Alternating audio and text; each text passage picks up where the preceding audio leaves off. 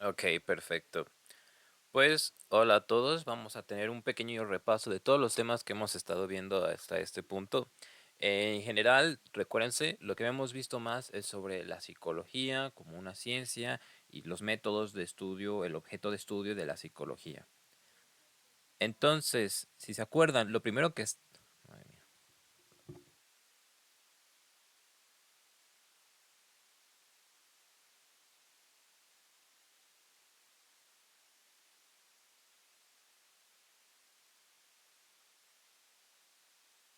esto, aquí.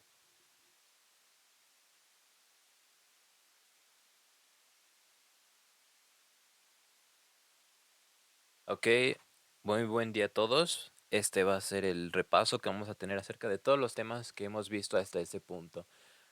Va a ser una pequeña introducción a la psicología.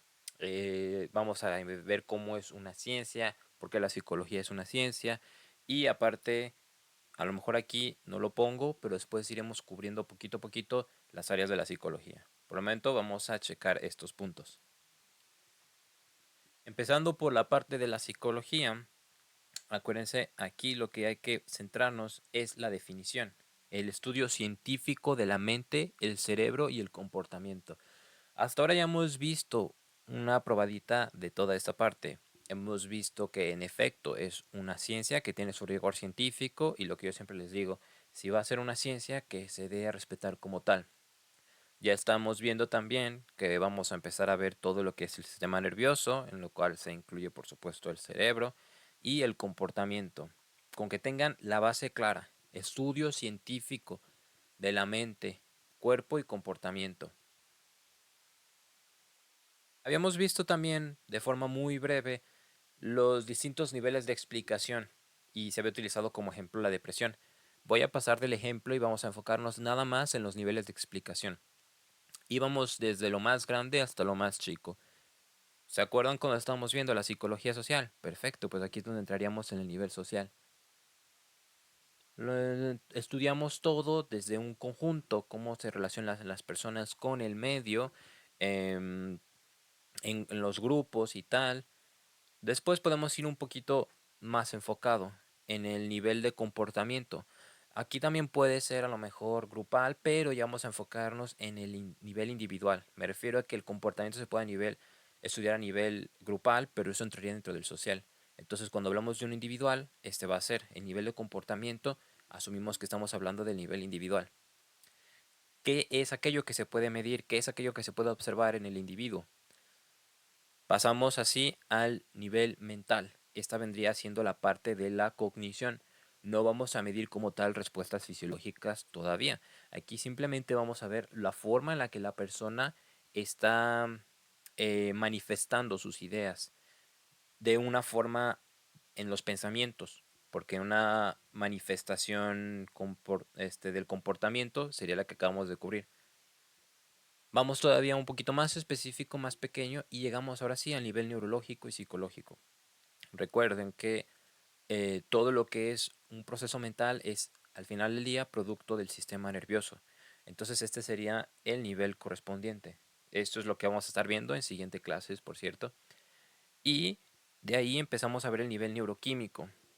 Si recordarán, creo que se los había mencionado, nosotros funcionamos con distintos químicos, neurotransmisores barra hormonas, y esto es a lo que se refiere. Estos tienen un gran nivel, un gran impacto en la regulación de nosotros, de cómo nos sentimos o incluso de qué hacemos al final del día. Y por supuesto ya es nivel neuroquímico. En la química, mientras más vas haciendo zoom, mientras más te vas especializando, va a llegar a un punto en el que vas a llegar al nivel molecular. Y en el nivel molecular se nos habla incluso de la genética. Ya empezamos a llegar a las cosas quizá un poquito más complicadas de poder explicar. ¿A qué me refiero? Hay a lo mejor a veces correlación de genes con ciertos tipos de padecimientos, pero al final del día lo que vamos a ver más adelante y lo que ya hemos visto, correlación no significa causalidad. Entonces, nada más acuérdense, estos son los niveles como tal. Em, ok, el estudio de la mente y el comportamiento. Si se acuerdan, yo les decía mucho que A más B no es igual a C siempre en psicología. Habrán veces en que Z más A es igual a C. Entonces hay que mantener eso claro. Y justo lo que habíamos comentado en clase, mantener el escepticismo respecto a las explicaciones del comportamiento basadas en una sola variable. De nuevo, A más B no es igual a C. Así de fácil lo podemos reducir, lo podemos resumir. El segundo punto que hay que tomar en cuenta es la diferencia entre personas. Am, había, Antes se creía mucho que tú podías tomar a la persona que fuera y las condiciones iban a moldearlo a tu gusto, pero ya sabemos que no, que un gran peso de nuestra personalidad, como lo habíamos visto, recae en la genética. Entonces, la forma en la que la persona se relaciona con el mundo va a tener muchísimo impacto también en la forma en la que lo estamos estudiando. Por lo que no va a ser como que hagas una reacción química, debe de salir igual aquí en China, pero no van a salir lo mismo una persona, incluso entre gemelos hay diferencias en su forma de ser. Entonces, nada más acuérdense, se diferencian entre sí en la forma de pensar, sentir, la personalidad y el comportamiento. Por eso no va a aplicar como una regla universal. Y por último, el comportamiento se ve determinado o se ve muy influenciado, más bien, se ve muy influenciado por la cultura. Mismo ejemplo, lo que les decía ahorita de China. Yo si hubiera nacido aquí con los mismos padres y con sus mismos valores, yo sería muy diferente si hubiera nacido en China. Probablemente ustedes también. La cultura juega un gran impacto. Habíamos hablado también sobre el sentido común. Solemos creer que el sentido común, le tenemos mucho valor al sentido común. Y algo muy importante es que el sentido común no es una forma de un estudio válido si estamos hablando de una ciencia. Em, y justo esto, aquí habíamos hablado del realismo ingenuo. La confianza en el sentido común se debe a que somos propensos al realismo ingenuo. Vemos el mundo exactamente tal y como es.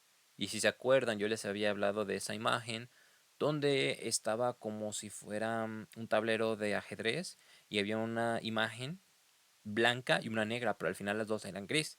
Ahí es eso es directamente un engaño por nuestro cerebro.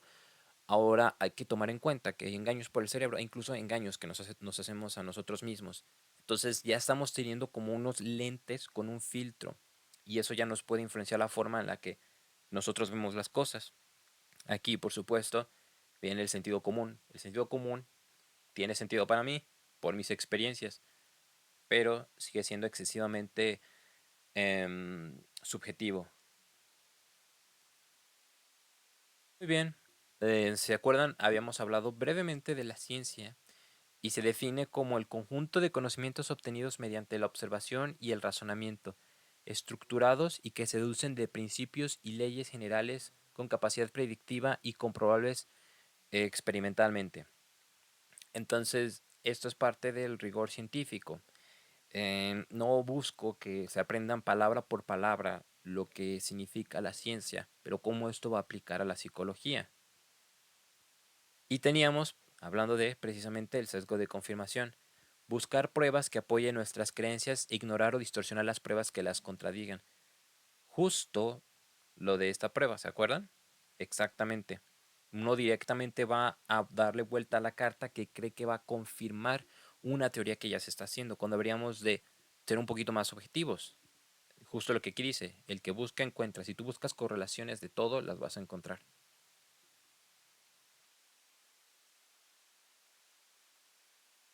¿Ok? Y ahora empezamos a hablar del pensamiento científico. Esto es lo último que vimos. Tocamos bastante rápido el escepticismo científico. Acuérdense, justo lo que les había comentado, precisamente de lo que nos planteaba Sagan, sobre un escepticismo que sea saludable en ninguno de los dos extremos. Entonces, evaluar todas las afirmaciones desde una mentalidad abierta, pero exigiendo pruebas convincentes antes de aceptarla. Em, si tú me vas a demostrar, qué sé yo, tú me vas a demostrar que encontraste algún tipo de tratamiento muy efectivo para un trastorno, ok, muy bien, vamos a ver las pruebas que se tienen. No me voy a cerrar directamente. Si alguien llegara y dijera, ya tengo la cura definitiva contra el Alzheimer. Ok, a ver, ¿de qué forma? ¿De qué forma?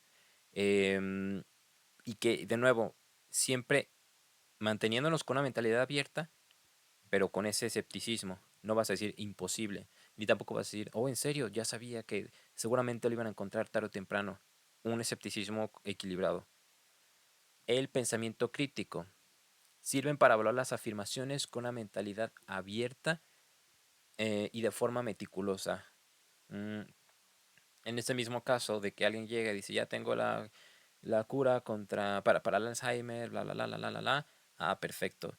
Entonces vamos a ver los estudios que has realizado, que en este caso estas vendrían siendo los instrumentos. Vamos a, vamos a checar los experimentos, vamos a checar todos los estudios, vamos a evaluar tu procedimiento para poder respaldar esa afirmación que tú tienes. El pensamiento científico. Estos sirven para combatir los sesgos personales, sobre todo el sesgo de confirmación. Acuérdense lo que decíamos, el que busca encuentra. Entonces, si yo quiero hacer esta prueba em, y a fuerzas digo, no, es que me debo de enfocar en tal proteína todo el rato, en tal proteína, en tal proteína, y si llego a encontrar, si mi descubrimiento se basa totalmente en que una proteína que yo creo que es la que causa el Alzheimer, y descubro que sí hay bajos niveles de esa proteína, estoy cayendo en un sesgo de confirmación. Estoy utilizando las herramientas para nada más comprobar mi teoría. ¿Por qué mejor no utilizamos esas herramientas para hacer algo que vaya en contra de mi sesgo de confirmación? ¿Qué tal si me pongo a buscar otras proteínas o buscar en otros pacientes que esa proteína no tiene en realidad las verdaderas propiedades que yo creo? Los principios del pensamiento científico. Descartar las hipótesis alternativas. Justo lo que yo les comentaba, que luego mucho cuidado con las noticias que vemos acerca de psicología. Lo simplifican todo de una manera que pierde el sentido original y además de eso, a lo mejor lo reducen bastante, nada más como a lo que más llame la atención, pero no solo en las noticias que son para el público general. Muchas veces los mismos estudios en psicología, justo porque empiezan a esto, habitualmente solo mencionan una explicación. Luego, precisamente por parte del sesgo de confirmación, te puedes querer habituar, te puedes querer enfocar en una sola explicación y pasas de largo las demás. Entonces, siempre hay que estar seguros de que ya tenemos la hipótesis adecuada. De nuevo, correlación no significa causalidad. Justo el siguiente punto. Si yo, de nuevo, volviendo al ejemplo de la proteína, yo encuentro que esta es la proteína para el Alzheimer, 100%, eso debe ser la causa. Sí, encontraste una correlación, muy buena observación, pero no es nuestra causa única. Recordemos que los seres humanos em, somos seres, bueno, que funcionamos desde una esfera y que debemos de ser estudiados desde una esfera biopsicosocial. Entonces, no porque se encuentre una correlación de que hubo un método de crianza, eso va a ser la respuesta definitiva de por qué la gente se comporta de tal manera en el futuro. El ejemplo que yo siempre traigo, que lamentablemente he visto vi en un libro una vez que decía eso de que las personas que no les gustan los abrazos es porque sus padres eran bla, bla, bla. No puede ser peor explicación eso. Ahí tenemos una correlación, dándole el beneficio de la duda, tenemos una correlación terrible. Falsabilidad. Acuérdense lo que les decía. Justo, si todo explica, si tengo una teoría que explica todo, en realidad no explica nada. Se está dando el beneficio de poder salvarse de cualquier tipo de crítica. Si yo creo mi propia corriente de psicología que sirve para explicar, por ejemplo, no sé, vamos de nuevo al mismo ejemplo de que vamos al mismo ejemplo de que la gente que no les gusta que le abracen. Yo digo, bueno, a alguien puede ser que no le guste que le abracen porque eh, a lo mejor sufría acoso escolar, ¿no? Y de nuevo, no sufría acoso escolar. Bueno, yo dije que podía sufrir acoso escolar, pero también se puede interpretar que había acoso a lo mejor en la casa, ¿no? O sea, yo dije que era un tipo de acoso. Y si tampoco tenía en la casa ni en la escuela, digo, bueno, a lo mejor él sentía que se exigía demasiado y a lo mejor ya era mucha presión. Entonces, eso está súper mal, eso está súper mal. Eso no es parte del pensamiento científico. Y lo que les digo, muchos psicólogos bueno, no muchos, bueno, sí, varios psicólogos y varias teorías de la psicología caían bajo lamentablemente, fallaban en esta parte de la falsabilidad. La replicabilidad, em, lo mismo, yo ya hice mi descubrimiento sobre lo que puede ser la cura definitiva contra el Alzheimer y ya publiqué mi artículo, pero eso no significa que sea cierto. Necesitamos personas que vayan a poder recrear el mismo experimento y recrear los mismos resultados para que estemos bien seguros de que todo está bien, que no hubo alguna otra variable que haya podido afectar los resultados finales. Afirmaciones extraordinarias requieren evidencias extraordinarias. Yo dije que ya encontré la cura para el Alzheimer. Perfecto, ok. Eso es algo muy, muy, muy grande. Es una afirmación demasiado grande. Quiero que me des exactamente todo lo que me demuestra que es el caso. Y bueno, yo estoy aquí hablando de un padecimiento neuropsiquiátrico, pero si lo llamamos de nuevo a la parte de la psicología, si tú me vas a decir que estás 100% seguro que a la gente que no le gusta que le abracen de grande es porque de niño sus padres lo trataban mal, ok, entonces yo quiero que me des muchísimas investigaciones que lo puedan demostrar. Y eso es casi imposible de demostrar, porque tendrías que decirle a sus padres que se porten de cierta forma con sus niños, estarlos examinando, estar vigilando al niño 24/7 de que no haya algún otro tipo de estímulo que pueda estar afectando su comportamiento, vigilarlo en la escuela, o sea, prácticamente que sea un reality show la vida de este niño. Entonces eso sería prácticamente imposible. Em, Por eso hay que tener un pensamiento crítico. Y por último, la navaja de Occam. Hay que ver, acuérdense del KISS, KISS, que se mantenga simple, que se mantenga sencillo. Dos o más explicaciones, vámonos por la más sencilla. Y hagamos aquí un pequeño ejercicio mental. ¿Por qué creen que sea? Porque puede ser que en la explicación más complicada haya hasta más variables. Es decir, puede haber más cosas que están, puede ser que hayan más cosas que estén afectando nuestro resultado, en vez de algo conciso que nos diga A es B. Que de nuevo, eso en psicología es muy difícil.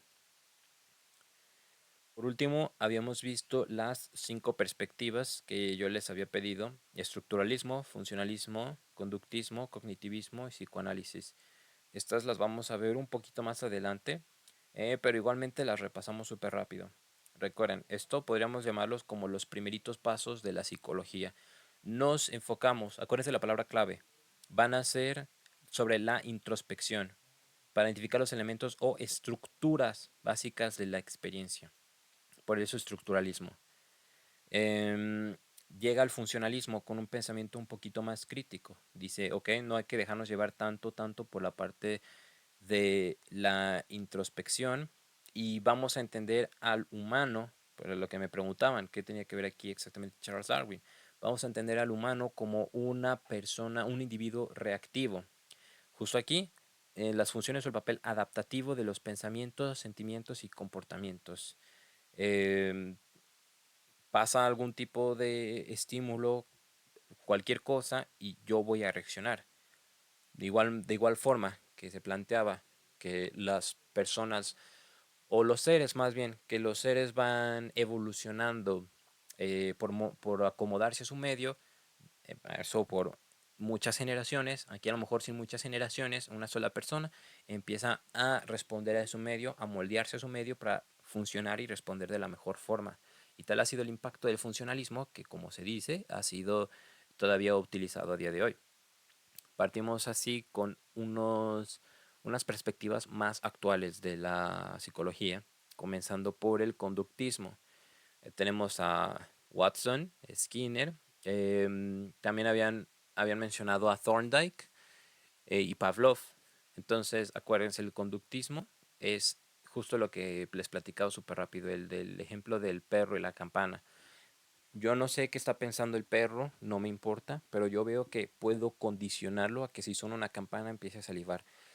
Eso, así es la mejor forma de describir el conductismo, de una forma muy sencilla. Acuérdense, no sé qué pasa en tus procesos mentales, pero a mí me importa tu conducta. Me importa lo que se puede analizar. No sé qué piensas, pero sí sé cómo actúas. Y eso es lo que yo quiero medir. El cognitivismo toma una perspectiva muy distinta Y en vez de decir que a mí no me importa lo que piensas, yo al contrario, quiero saber qué es lo que piensas. Am, y de hecho, como saben, esto es muy importante, no solo en la parte clínica, sino en la parte educativa. De hecho, ya veremos más adelante, un poquito más a detalle, espero que tengamos chance de ver a Piaget.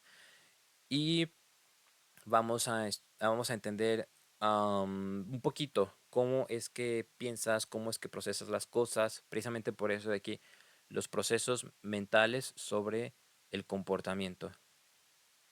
Sabemos que más adelante estas dos empiezan a trabajar después un poquito más en conjunto y nos da intervenciones psicoterapéuticas. Por último, el psicoanálisis. Ok, si yo tuviera que reducir el psicoanálisis a una palabra, ¿qué sería? Inconsciente. Hay varios comportamientos que nosotros hacemos que no los medimos porque es como si nuestra mente tuviera un compartimiento, como si tuviera un cuarto que fuera el inconsciente. Y hay varias cosas ahí de las que no nos damos cuenta que existen. Entonces, regula de alguna forma nuestro comportamiento. Justo esto. La influencia de los procesos psicológicos inconscientes y las experiencias en las primeras etapas de la vida sobre el comportamiento. Entonces, los inicios de la vida son súper importantes para el psicoanálisis. Vamos a dar un último repaso. El estructuralismo. Precisamente entender la mente como por estructuras, los procesos por estructuras y por introspección. Funcionalismo, justo lo que decíamos. Vamos ya a usar un poquito un pensamiento a lo mejor más científico, dejar tanto la introspección y vamos a ver la respuesta de la persona frente a su medio. Conductismo, yo me enfoco más no en lo que piensas, sino en cómo actúas y cómo se puede medir. Cognitivismo, yo me voy a enfocar un poquito más en la forma en la que tú estás procesando la información que viene. Psicoanálisis, yo me enfoco más en el inconsciente como parte de tu persona y el gran impacto que van a tener las experiencias durante la infancia. Perfecto. Ahora vamos a hacer un pequeño corte y vamos a los siguientes temas que estaban en sus exposiciones.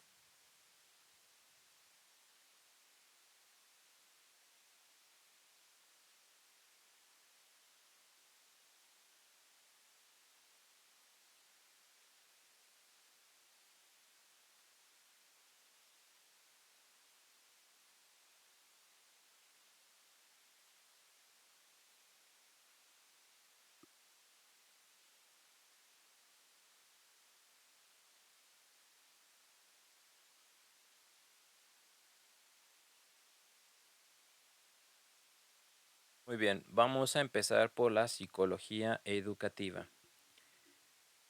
Un segundo, se escucha un zumbido. A ver. Eh, mm, mm, mm, a ver si nos escucha. Nos platica que en el perfil de docente es de suma importancia, sobre todo en lo que tiene que ver con la naturaleza del aprendizaje. De esta manera, el docente podrá implementar metodologías y temas que sean apropiados para cada situación, como la edad del niño, el estilo de aprendizaje y sobre todo sus intereses. Recordemos que aquí es de mucha importancia, creo que no está aquí en la presentación. Ok. Recordemos que durante el proceso de vida nosotros tenemos lo que es la psicología del desarrollo, que estudia cómo es que la persona su psique, su mente va cambiando según la edad. Obviamente un niño pequeño no va a pensar igual que un adulto o un adolescente. Entonces eso también tiene mucho que ver en el impacto en la forma en la que va a desarrollar conocimientos nuevos. Por esto es importante, justo esto, mejor comprensión de los elementos y características que influyen en el aprendizaje durante la infancia, adolescencia, adultez y vejez. Podemos entenderla justo en cómo funciona el aprendizaje humano y cómo funciona nuestro cerebro ante los estímulos. De nuevo, dependiendo de la edad y de las circunstancias o incluso en el estado de ánimo en el que estés, va a ser la forma en la que se va a aprender. Entonces, para la psicología educativa es de gran interés no solo entender cómo se aprende, sino qué se puede hacer para aprender mejor. William James es podemos llamarlo el padre de la psicología en Estados Unidos. Em, y bueno, desde él, es él es de los primeros psicólogos. Y justo él, los profesores debían educar a sus alumnos para que encajasen mejor en en la sociedad. Binet, si se acuerdan, Binet es el que yo les explicaba que propone la curva de Gauss con los distintos niveles de coeficiente intelectual, no tanto para decir en un adulto, wow, mi coeficiente intelectual es altísimo, debería dar clases en Harvard, sino que más bien cuáles son aquellas personas, sobre todo, mm, o sea, su impacto o su dificultad que van a tener para el aprendizaje. Si están por abajo de la media, va a ser diferente el estilo de aprendizaje o a lo mejor va a ser hasta muy complicado que ellos puedan aprender. Entonces, justo lo que decíamos, los procesos de aprendizaje individual y colectivo. Recordemos que estos dos no son iguales. Aquí, si seguimos en el campo de la psicología, empezaremos a enfocarnos en la psicología social o incluso acuérdense de los niveles que estábamos hablando hace ratito, que era este pues uno ya grupal, uno individual, justo eso. Entonces van a ser distintos. Y de acuerdo a la edad, son, si se fijan, son distintas variables que se deben de tomar en cuenta, por lo cual la psicología educativa es un campo súper importante en el estudio. Y por último, a lo mejor los que sí me interesaría que se aprendan como los autores principales, o sea, dentro de los temas que vimos, estos son los que más me interesaría que se aprendan. Vygotsky, Bandura y Piaget son los que más me interesaría que se aprendan. De nuevo, como les digo, yo espero que tengamos chance y vamos un poquito más a fondo en este tema, pero ya sería más adelante. Vamos a ver entonces ahora el de psicología clínica.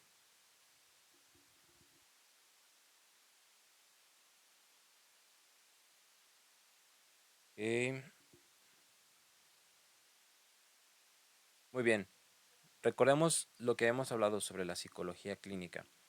Em, Pensemos en ella como la intervención terapéutica que todos conocemos de vida. Cuando uno dice psicólogo, piensa precisamente en este tipo de intervenciones. No solo se va a dedicar a la psicoterapia, sino que también se va a dedicar a la parte de la psicopatología, de los trastornos mentales. Justo lo que aquí se dice, abarca la psicopatología. Y habíamos propuesto distintos enfoques para repasar la psicología clínica. Hay más, estos no son los únicos, ni de lejos, hay bastantes más, pero estos sí que son quizá los más populares y de hecho de los que tienen más evidencia en pues sí, que son terapias basadas en evidencia. En el psicoanálisis, en este caso, es el enfoque psicodinámico. Un análisis más ortodoxo no tiene mucha evidencia de su eficacia, pero el enfoque psicodinámico sí lo tiene. ¿Qué tenemos que acordarnos de esto? El psicoanálisis es la forma más ortodoxa, bueno, incluso el psicoanálisis ortodoxo, pero es como la forma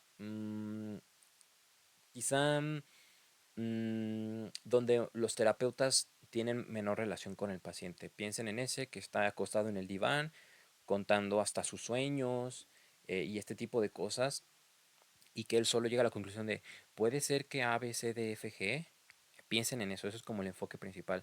Mientras que un enfoque psicodinámico va a tomar la teoría, es decir, todo lo del inconsciente, la relación con los padres, y va a buscar una aplicación más dinámica, justo psicodinámico. ¿A qué se refiere? De que no vamos a dejar todo el rato dejando al paciente que diga lo primero que se le venga a la mente, sino que vamos a ser un poquito más interactivos. A lo mejor le ponemos, nosotros hacemos más preguntas, nosotros le ponemos distintas actividades, cosas así. Después de eso llegamos a la cognitivo-conductual, lo que ya habíamos visto previamente, el conductismo, lo repito una vez más, piensen aquí en el experimento del perro de Pavlov, suena campana, el perro empieza a salivar, yo me centro en lo que se puede medir el comportamiento, no que el perro esté pensando.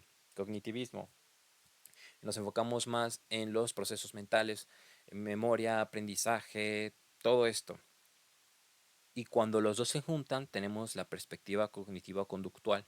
Esta es una perspectiva que se enfoca más en los, mm, no quiero repetir de nuevo procesos mentales, entonces vamos a decir que se enfoca más en cómo la persona tiene construido su forma de pensar, porque nuestros pensamientos pueden llevar a cabo emociones. Tú puedes empezar a sentir algo que ni siquiera esté pasando. Entonces tus propios pensamientos te pueden llevar a cabo ciertas emociones. Hay que checar todo eso. Hay que ver cómo está pensando la persona. Hay que ver cómo hacer que la persona pueda mejorar. Porque a lo mejor algunos pensamientos luego pueden ser incapacitantes. Entonces por eso es tan importante. Aquí acuérdense tan fácil del principio. La conducta, si la conducta cambia, va a cambiar la cognición, va a cambiar la mente. Y si esta cambia, va a cambiar nuestra conducta. Uno trabaja con el otro, no son independientes. Y por último, el humanismo.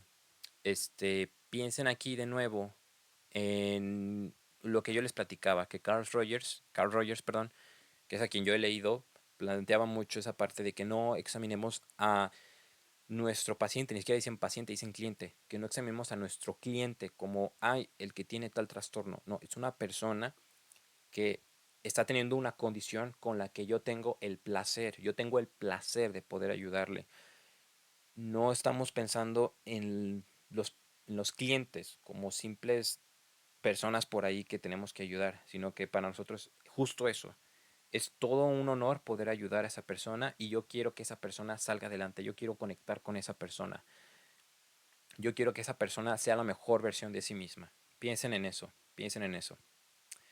Entonces, si tuviéramos que reducirlo a un par de palabras, piensen de nuevo aquí, inconsciente, relaciones en la infancia. Aquí vamos a enfocarnos en tu conducta y en tu pensamiento y cómo uno influencia al otro. Yo me preocupo porque tú crezcas. Tú eres una persona muy valiosa, no eres una persona con un trastorno, eres una persona con una situación. Yo tengo el placer de ayudarte y vamos a enfocarnos en el aquí y el ahora. Vamos a pasar de una vez a la industrial. Vuelvo a hacer un énfasis, industrial y organizacional no son las mismas cosas, pero trabajan muy, muy juntas, razón por la cual vamos a hablar de las dos a la par. Pensemos de nuevo en la parte de la industrial como la que se enfoca más en qué puedo hacer yo para crecer como empresa. Dicho eso, ahí también tiene mucho que ver lo organizacional. Si queremos que nuestros trabajadores hagan lo mejor de ellos, necesitamos procurar que se sientan bien en el mismo trabajo. Todo comienza, bueno, podemos ver a lo mejor sus orígenes desde la Primera Guerra Mundial, cuando se empiezan a cualificar quienes pueden participar dentro de la guerra. Y justo se empiezan a crear distintas pruebas de inteligencia general. Desde aquí ya estamos viendo lo que nos interesa, cómo puedo yo escoger a los mejores perfiles para lo que yo estoy buscando hacer. Em, entonces nada más piensen, hagan, si alguna vez tienen duda de cuál es la psicología organizacional e industrial, de nuevo yo se las voy a preguntar juntas, así que no se preocupen. Nada más hagan un pequeño ejercicio. Imagínense que están empezando una empresa y ustedes quieren tener empleados. ¿Qué es lo que buscan de sus empleados? Pues primero que nada que estén bien capacitados. No quieren, imagínense que tienen un trabajo, una empresa donde requieran químicos.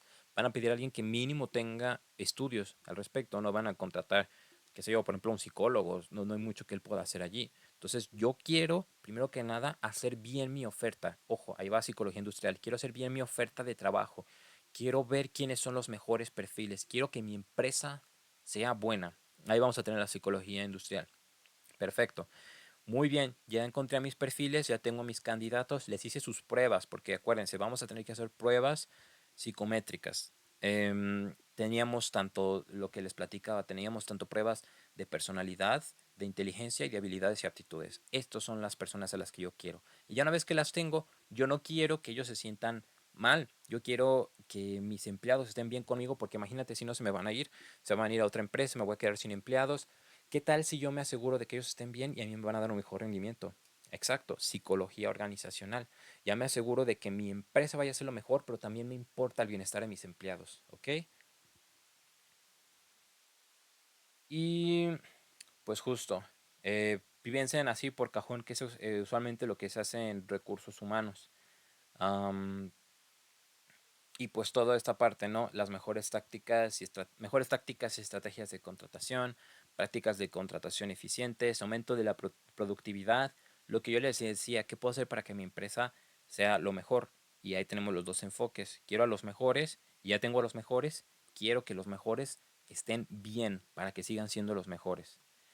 Am, y pues bueno, vamos ahora rápido a la psicología social. Ok, ¿cómo, cómo influyen las personas en los comportamientos, creencias y actitudes hacia los demás, para bien o para mal? Acuérdense de lo que habíamos hablado, de hecho, que salió el tema, ¿no? De las neuronas espejo y tal. Incluso cosas así tan pequeñitas van a influenciar nuestro comportamiento. Que alguien bosteza, ya me pegó el bostezo. Ojo, y no es que yo haya decidido de la nada bostezar.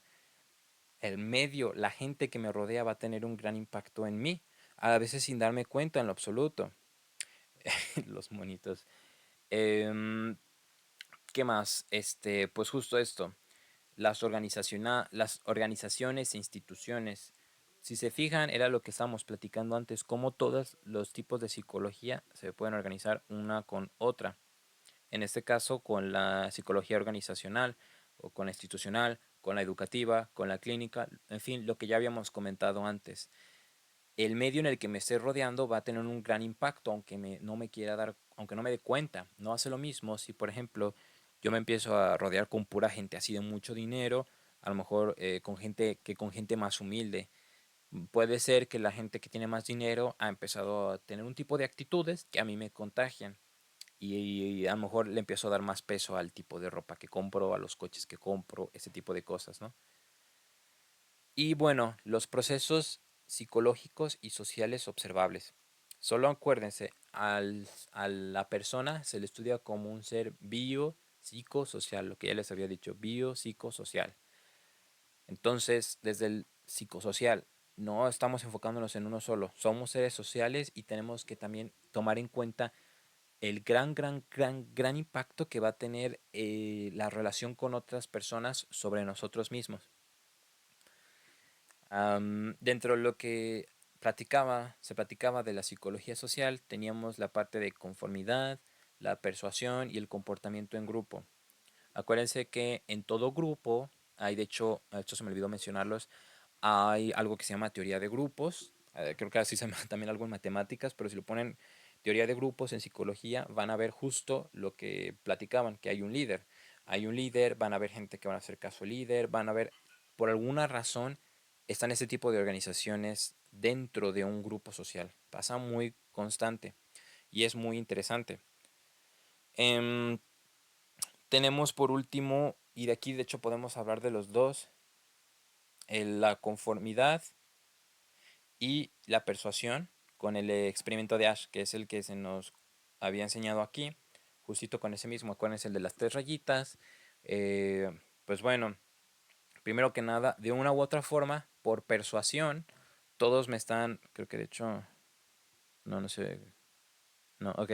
Entonces, por persuasión, a mí me están convenciendo los demás de que una rayita es la correcta, aunque yo no estoy muy seguro de que eso sea, pero de alguna forma es una persuasión.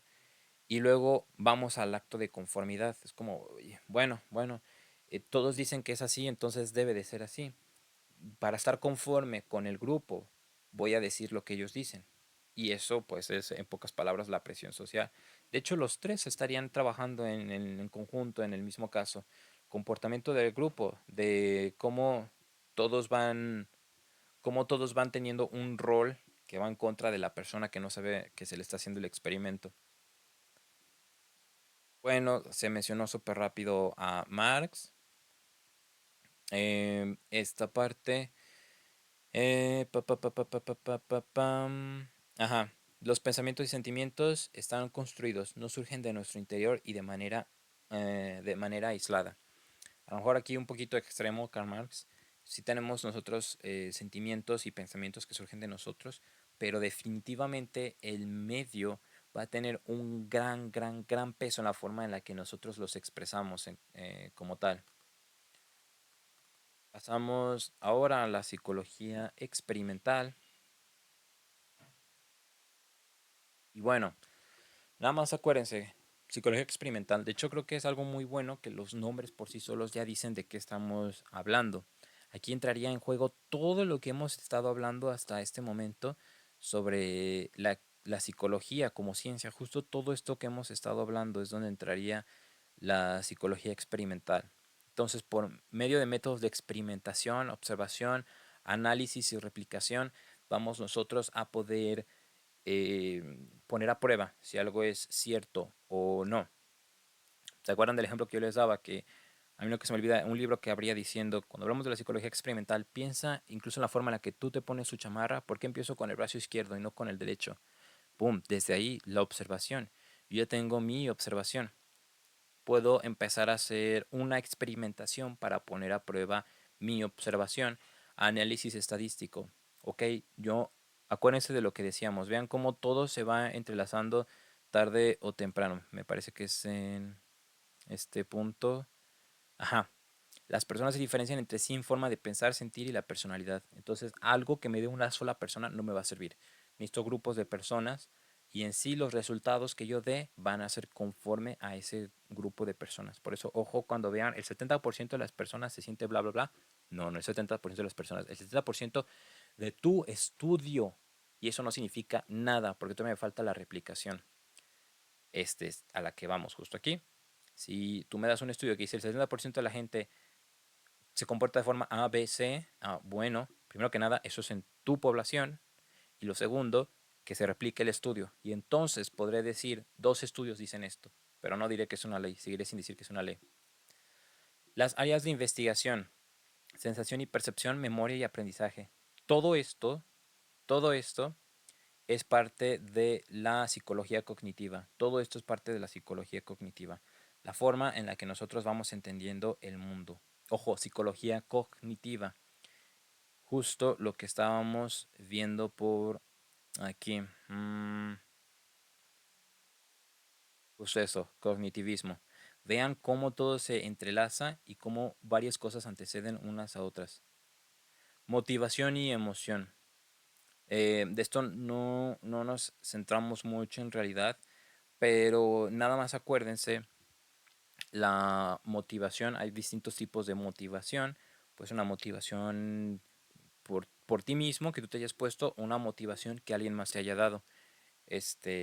Emoción y cognición. Estas usualmente van de la mano muy juntas. Y las aplicaciones. Ok, usualmente dónde vamos nosotros a o hacer los estudios o aplicar los resultados. Muchas veces en las universidades y ciertamente en los centros de investigación es donde lleva a cabo la psicología experimental. Y por supuesto, piensen en marketing. Marketing es un resultado de la psicología experimental. ¿Cómo podemos hacer que mi producto llame más la atención de nuestros clientes? De aquí quizá lo más interesante o lo más importante es que acuérdense de Wilhelm Wundt. Wilhelm Wundt. Eh, Se refiere mucho a él como el padre de la psicología, o al menos el primer psicólogo, de los primeros psicólogos, pero este hombre es demasiado importante. El primer laboratorio de psicología. Nada más acuérdense bien de Wilhelm Wundt. Es muy importante. Y bueno, justo lo que siempre yo les digo, si la psicología quiere ser llamada ciencia, pues que demuestre que es una ciencia. Que estudia la psicología, científico de la mente, cerebro y el comportamiento. Justito eso. Vamos a buscar la forma en la que funciona la mente. Muchas veces vamos a tener que meternos en el terreno del cerebro. La gran mayoría de veces, al menos recientemente, se utiliza mucho la neurociencia. Em, y pues bueno, con los descubrimientos que hagamos, vamos a tener las aplicaciones prácticas de lo que habíamos hablado. Y de hecho, pues muchas cosas de la psicología son gracias a la psicología experimental. Sin psicología experimental no tendríamos nuestra psicología educativa, no tendríamos nuestra psicología social, no tendríamos nuestra psicología clínica. Entonces, esto, por eso es tan importante entender la parte de la psicología experimental. Em, y bueno, de aquí, pues nada más nos faltaría la parte de la psicología ambiental. Piensen nada más en la parte de la psicología ambiental. Ok, nosotros decimos que el medio, hablamos de a lo mejor de las personas que nos rodean en la psicología social, pero también hay otras cosas que tienen una gran influencia, como lo es, ¿qué es psicología ambiental? Ah, pues el ambiente, exacto, el medio, cómo está construido el medio en el que nosotros nos encontramos rodeados. Como lo que les decía en un salón de clases, si en un salón de clase tenemos un montón de dibujitos y cosas así por todos lados, nos vamos a terminar distrayendo. Razón por la cual es bien importante que tengamos un ambiente correcto, un ambiente óptimo para poder impartir nuestras clases. Lo mismo, un consultorio. Necesito un consultorio que dé un ambiente de serenidad. Que yo como psicólogo, como psicoterapeuta, que pueda asegurar que mis clientes se sientan a gusto, que no sientan, no sé, que a lo mejor que hace mucho frío, que a lo mejor se ve feo el consultorio, que está sucio, todo eso va a tener un gran impacto en nosotros. Razón por la cual también es muy importante la psicología ambiental. Incluso, acuérdense lo que les decía, el estar rodeado de ciertos tipos de paisajes, que haya muchas plantas, que haya mucha vegetación, puede ayudarnos a elevar nuestro estado de ánimo. Entonces, eso es de forma muy breve las áreas de la psicología que estudiamos aquí. Y pues también un pequeño cierre al primer bloque de temas. Em, ujú, sí, eso, esos son todos los temas que vimos en este primer bloque. No olviden que si tienen cualquier duda o algo así, me pueden enviar algún correo, algún mensaje. Y pues nada, espero que esto les ayude para repasar o para estudiar.